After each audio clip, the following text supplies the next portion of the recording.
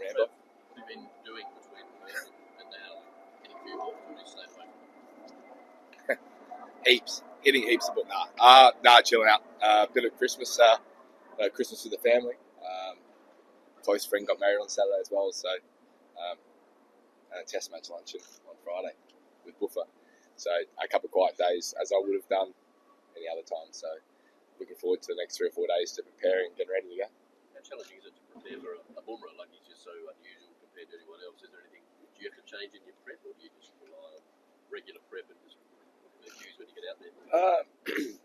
I'm best when I just look for the cues when I'm like just preparing to watch the ball hard and staying fresh mentally. And I think I'm lucky that I've faced him a few times. He's come across me a fair bit now, so you just go back on recent times and times you've faced him, and we've done it enough now. We're very fortunate to play him a lot, so I know what's coming. It's just making sure that I'm prepared and fresh to play well. What about some of the other guys that given that they struggled against him? Do you kind of give them any tips or anything like that?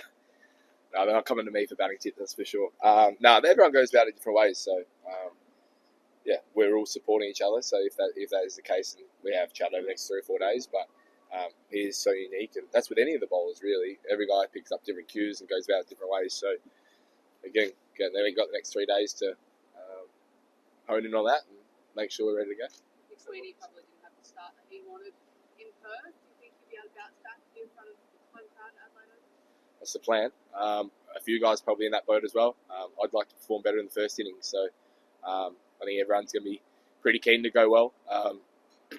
Everyone's looking forward to getting back. It's a beautiful place to play. It's great energy, great crowd, and it's a fun atmosphere to play in. So hopefully that gets most of the boys up and about, and that leads into a really good performance. And no doubt that Nate's going to be one of those guys that wants to perform well.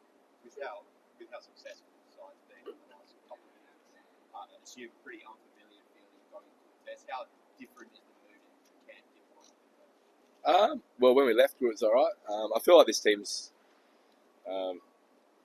dealt with adversity well. And the small amount that we've had in the last 3 or 4 years, we have played well. We've had some challenging times. We had a couple of challenging tests last year that we were able to get ourselves out of. And yeah, our heads aren't in the clouds. We understand a few tests last year could have gone either way. So I think it's a group that's well balanced and knows where it's at. We didn't have a very good week. That's fine. But we got 4 more opportunities to do it. So important few days to prepare. But I think the group, when we do, we'll get here. I think a few boys landed this morning. So once they all do get here in the next couple of hours, the mood will feel pretty much the same, and we'll crack on as we do, as we have done for the last few years. How's Marnus going? It seems like he's copped a fair bit of the brunt in the fallout personally himself. Yeah, how's he going? I haven't spoken to him. Again, we'll do today.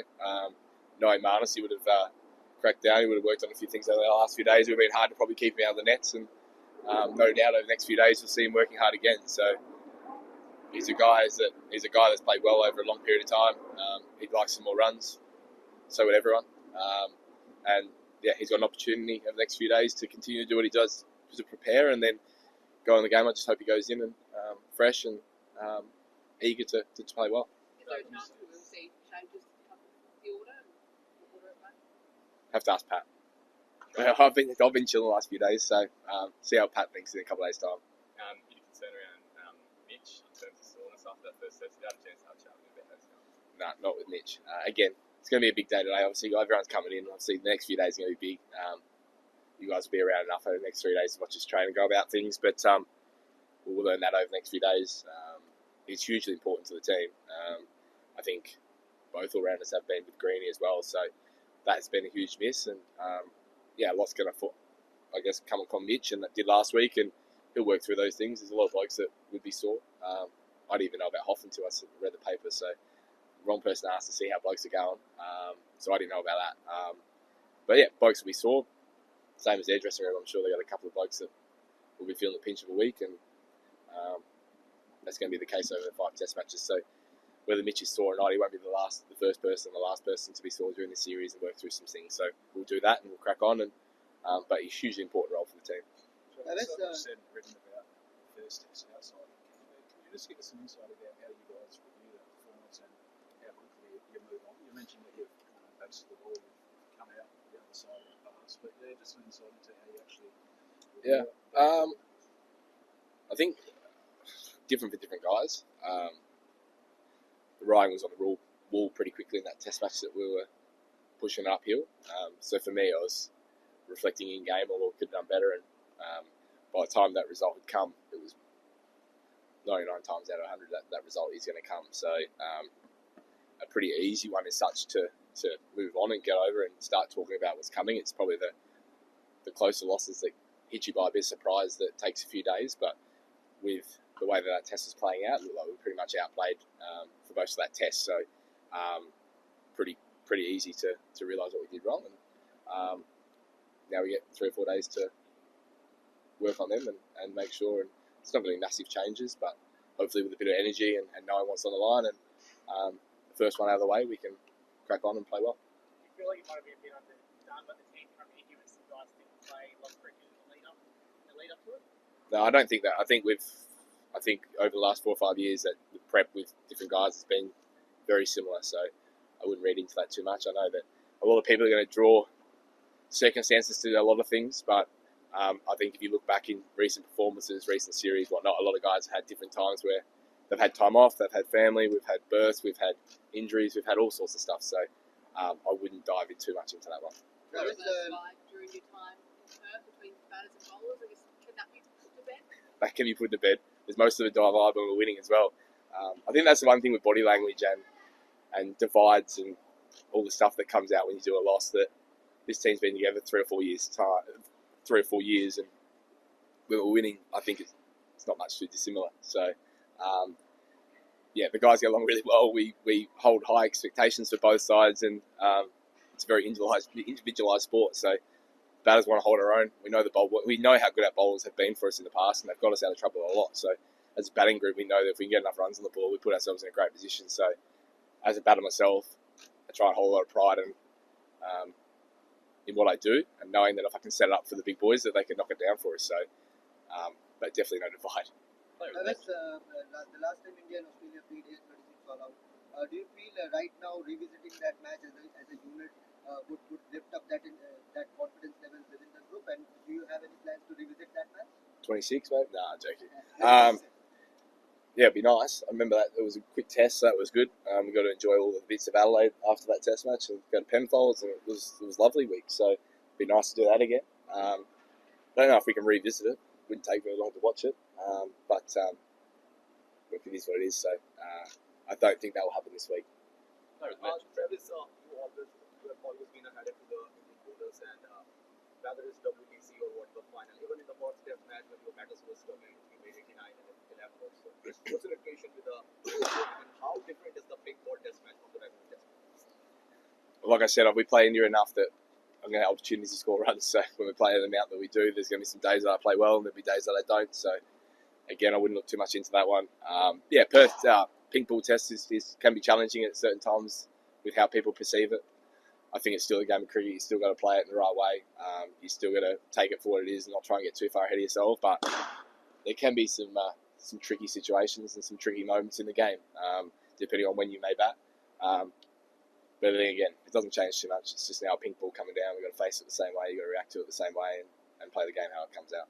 Just on playing in Adelaide, Trav, obviously it's home for you. What does it mean to be here at the Adelaide Oval? Yeah, it's a good week. It's a fun week.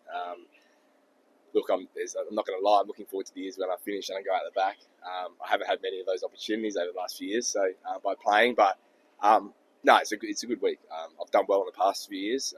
Hopefully, I can do the same again. But great fun. I'm looking forward to it. I've got a lot of friends and family that are coming that are going to have a very fun week. Just on that, you've talking about the past 2 tests you played here. What is it that suits your game better? So apart from the fact that you know it pretty well. Knowing it quite well, being fortunate to be put in a couple of really good positions to bat, where I've come in at some nice times. And then, just growing up, batting on this wicket, it can be challenging at times. It probably suits my game a lot more about being square of the wicket and the way that ball can react off the wicket. So, it's just another week, going prepared, going fresh, and hopefully I can roll out the same sort of performances. It's going to be a challenge, but I feel like I'm moving well, and I feel like I'm in a good space to go out and try and execute that. Travis, given that India did not play the big ball test session quite often last time they played was so in that way, Australia will have an edge having that experience of playing every year big ball test. And do you reckon that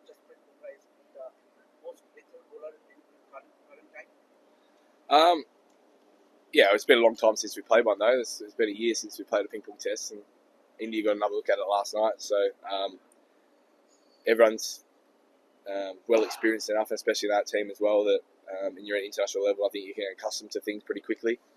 I don't think it'll take them long to be prepared for it, and same as us. So, and then yeah, Jasper's going to go down as probably one of the greatest fast bowlers to play the game. I think we're finding that at the moment, how challenging he can be, and it's nice to play against that. It's going to be nice to go back and look at your back of your career and go tell the grandkids that you faced him. So not a bad series of playing with him. So hopefully I don't have to face him a few more times, but he has been challenging.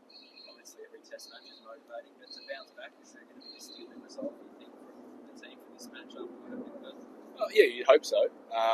And I don't think we need to, and I don't think we'll talk about that as such. I don't think we'll dive into that there. And I don't think this group's motivated as such as those sort of things, trying to find motivation. I think it's always there playing for Australia.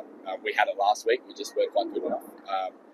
So I don't think there's going to be needed any added extra. If it does give someone a little bit added advantage to the week and a bit more motivation, that's great. But as a team, I think, like I said, we've been good for a period of time. We had a bad week. There's no better way now of stepping up, and we've seen a lot of teams do it over the last couple of years. So there's a lot of teams that have lost the first test or gone down in the series and brought it back and played really well. So there's no reason why we can't do the same. Just a bit on Hazelwood, how big a blow do you think his unavailability would be, and when do you think he picked up that side strain? Was it during the match or after? I hope it's not after. I'm not sure what he's up to. It was during, I reckon. Yeah, he's a huge loss. I thought he was one of our best, and during the week he bowled exceptionally well. Without some luck at certain stages, and yeah, he's always going to be missed. But we've added a couple extras, but we got some pretty good stocks in the shed. So with Scott, with Sean, and Dog is hugely. Yeah, it shows the stocks that we got. Dog had an exceptional A Tour series. Sean's been on the radar for a long time, and Baz has been doing his thing. So he's been in the wings for a while. It'll be nice to see him get another opportunity if he does, and I think he'll suit the pink ball here really, really well. So he's had great success against South Australia for a long time at Adelaide Oval. So I think whatever team we go into will be our strongest, and looking forward to playing well. Thanks, guys. Wicked. Thanks, guys. Cheers. Thank you.